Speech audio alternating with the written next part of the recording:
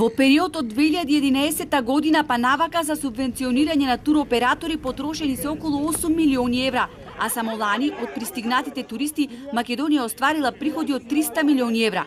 Од нив најмалку 50 милиони евра се уплатени на сметка на буџетот на државата, покажуваат анализите на Факултетот за туризам. Но и покрај тоа што субвенционирањето дава добри резултати, мора да се промени моделот на субвенционирање, велат охридските туризмолози.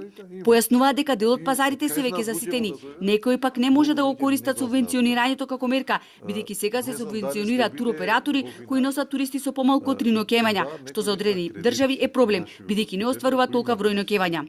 И тие туристи, односно тие туроператори кои што носат од тие држави, не ги исполнуваат условите за добивање на субвенции. Одредени земји, иако се офатени со критериумите за субвенционирање, се уште не даваат добри резултати, како што е Германија, например. А Германија е големо емитивно подрачје. Германија е само една од државите кои имаат голем потенцијал за привлекување на туристи, а кои Македонија не успева да ги привлече. Веројатно, вели Андреевски, треба да се направат конекции со туроператорите од овој регион. Порано имавме наши економски промотори кои ги промовира можностите на Македонија, што и тоа како даваше резултати, додава тој. Него имаме достигнато врвот од она што би го очекувале како број на туристи.